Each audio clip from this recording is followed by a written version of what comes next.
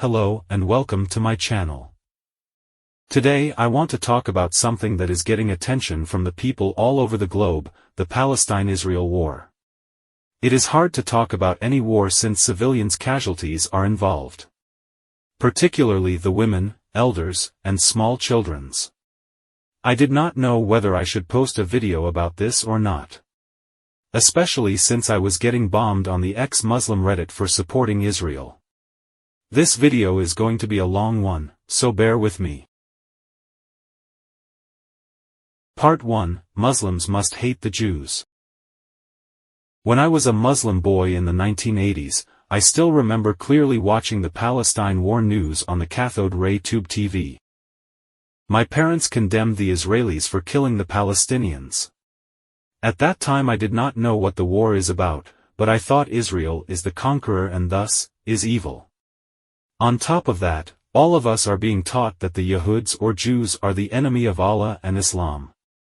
So naturally the narrative was easy to accept: Muslims must hate the Jews. For 25 to 30 years, I have hated the Jews and totally supported the Palestinians. Looking at the land map, I had the image that the Jews are all greedy, that they took all of the land until Palestinians are only left with a tiny strip of land, Gaza. West Bank is a big land, but looking at the topography, kind of useless piece of land since it is filled with mountains and hills. Hard to develop anything there. So I was so angry at Israel. Why is Israel conquering Palestinian lands? Every year since then, I can recall, like clockwork around Ramadan, the radio and TV news would display and advertise about Palestinian war and many Muslims would donate to Palestinian cause. I never wondered why it always happened during Ramadan. It became a season of donation. Turns out the Palestinians seems to purposely attack Israel just before Ramadan, and when Israel retaliates, then they could sell the photos and videos of being attacked. It coincides with Ramadan where Muslims are encouraged to give donation to further solidify their fasting ritual. It is insane how nobody saw this. When I was a Quranist, I started to learn more about the Jews in the Quran. All my life, I was picturing the Arabs when we're talking about Moses. Somehow in my Islamic education, the teachers has implied that everything about Islam is Arabic. Quran mentioned that Moses and his followers are Jews or Bani Israel. Bani Israel means children of Israel. Notice that Quran itself uses the word Israel, indicating there was already the Israel land during the era of Prophet Muhammad, year 600 AD. Surah Yunus, verse 90 reads, "And we took the children of Israel across the sea, and Pharaoh and his soldiers pursued them in tyranny and enmity until, when drowning overtook him, he said, I believe that there is no deity except that in whom the children of Israel believe, and I am of the submitters." And another verse, specifically said that Allah favored Bani Israel, in Surah Al-Baqarah, verse 122, O children of Israel. Remember my favors upon you and how I honored you above the others. Of course, this verse's meaning was never taught to us in the Islamic education classes. So imagine how surprised I was when I read this verse in understanding. Allah himself favors the Jews? You gotta be kidding. From here, I started to learn more facts about the Jews, and I found out many Jews are Nobel Prize winners. As a Quranist back then, I saw this as a sign that the Quran is true. Allah indeed favors the Jews and gave them superiority over other people. While it is true that there are many geniuses and great accomplishers from the Jews people, it is not Allah's favors, but rather that the Jews are more passionate about creating a better world, and they are hardworking people. Part 2, the history. So at this point, I no longer hate the Jews, even though there are Quran verses that condemn the Jews. But I was more interested to know why this war never ends. I started to read more about the history of the war. Not far back, but merely around 1900s. The whole of that land belonged to the British since they defeated the Ottoman Empire in 1918 at the end of World War I. So, just by this fact, we know that neither Palestinians, Arabs nor Israelis have the right to this land at this point. It was taken from the first owner by the British. The Jews have been migrating from that land to Europe and other parts of the world, to explore the world, do businesses, and to increase their knowledge. But when World War II happened, they faced genocide from the Nazis. Allied forces intervened to save them and bring them back to their homeland. In 1947, when World War II ended, British withdrew from the land, relinquishing its powers to the UN. The UN then set up a two-state solution, Israel and Palestine. Just a day after the UN plan was issued, the first war between Israel and Palestine began. This is the key starting point. Why the first war happened? The Jews accepted the UN plan. But the Palestinians, Arabs, rejected it. Not only that, all the neighboring Arab countries also joined in unison and rejected it, even when they are supposed to have no say in it. The Egyptians attacked Israeli UN mandate land, Jordan and Iraq also joined to attack Israel-mandated lands. So did Syria and Lebanon. The war ended in 1 year, with Israeli forces overpowering all other Arabs' forces.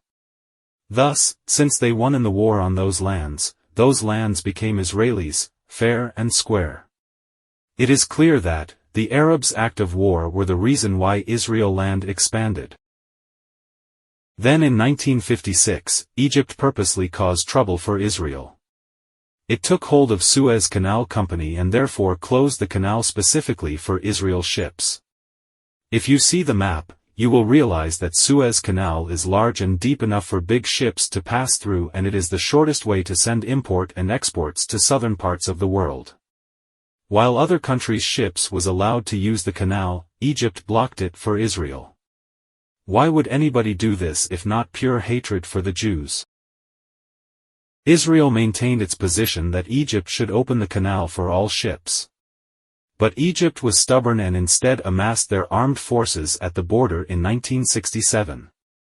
Israel saw this as an imminent attack and launched a preemptive strike and crippled Egyptian forces. Other Arab states joined in the war, but it ended in 6 days. Thus how the Six-Day War was coined. How embarrassing is this for the Arabs? Part 3, The Origin of Hatred. Palestine leaders are mostly the same. None of them want Israel as a neighbor. Their hate and enmity is ingrained deep in their hearts. No matter if it was Fatah or Hamas. And none of them actually care about the Palestinian civilians. They even brainwash the civilians to fight for them, for free. Just on the basis that they are all Muslims and must fight against the Jews. The proof is there to see. Did Fatah or Hamas build any bomb shelters for the civilians? No.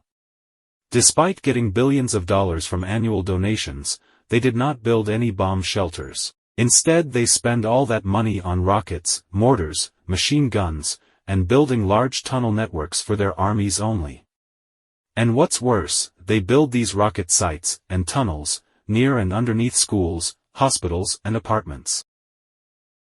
Most Muslims are blinded by their hatred towards the Jews, they never see facts right in front of their eyes. And what's worse, the white non-Muslim liberals in the West are also the same. Due to the brainwashing done by Palestine leaders and by Islam, most of Palestinian civilians already have become Hamas supporters. The Islamic scholars all over the world says the same thing. Even the privileged Muslims living in the West Kuffar nations want to eliminate Jews. Check out this famous video of a Muslim student who admitted that she supports Hamas to kill all Jews. I'm a Jew. The head of Hezbollah has said that he hopes that we will gather in Israel so he doesn't have to hunt us down globally. For it or against it? For it. Thank you. Thank you for coming and showing everybody what's here. And you're wearing a terrorist neckerchief. If you understood... you didn't hear the lady. Could you please answer? So why does she agree with Hezbollah leader intention to kill all the Jews? Islam is responsible for this. Many of their Islamic scholars preach Jew-hating. And the scholars learnt it from Islamic primary and secondary sources. See the video clip. So the Yahud, the Jews of Banu Israel, they have been a very mischievous people, causing fitna even before the coming of Muhammad sallallahu alaihi wasallam. Towards the end of times, when the Muslims will be fighting the Jews, the trees will speak, the stone will speak, and they'll say, "O Muslim, O believer, there is a Yahudi behind me, come and kill him." The Muslims always focus on the Jews. They don't really care when Bashar al-Assad was killing hundreds of thousands of Muslims in Syria. That war casualties totals up to 580,000 people. While at most, there are only 100,000 Palestinians' death since 1947. The death in Syria is a whopping 6 times more than the total of Palestinians' deaths. Where are the world voices then? Where are the boycotts? Where are the protesters and mass rally for Syrian Muslims? It is obvious, they don't really care when other Muslims are killing Muslims. They only make noise when it is the Jews that's doing the killing. Many people said that they only hate the Zionists. The media even showed some rabbis protesting against the war. To say the Jews are divided, and that there are Jews who support the Arabs. Naturally, no one in Israel wants the war. They just want to build their own country and live peacefully. Each war that broke out are caused by the Arabs. It is the Arabs who are bent on wiping out all the Jews, as leader of Hamas, Hezbollah, Islamic scholars, Houthis have said and shown over and over again. Are the people really that blind? Check out this clip where it shows Houthi army doing the Nazi salutations.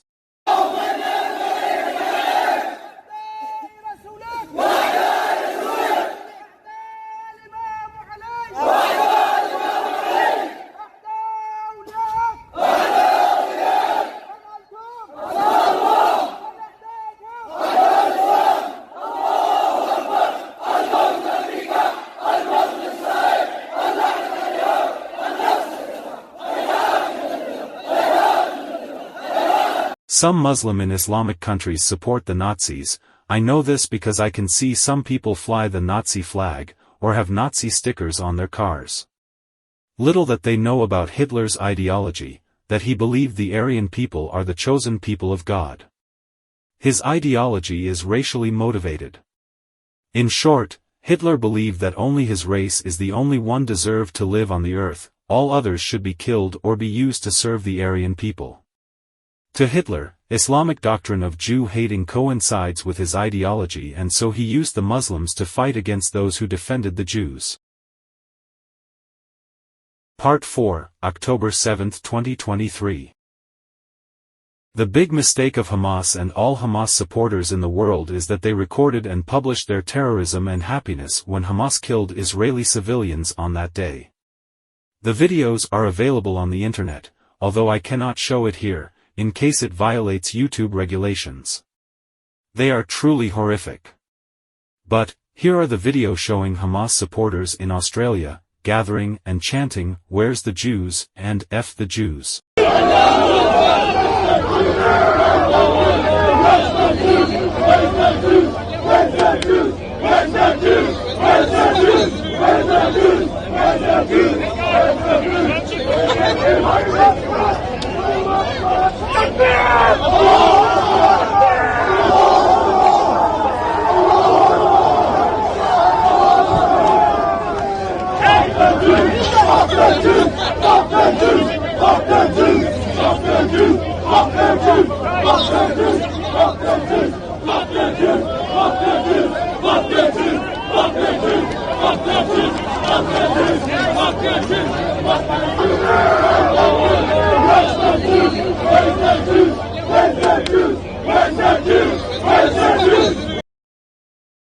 So at this point, it is hard for me to believe there is even any true innocent civilians in Gaza.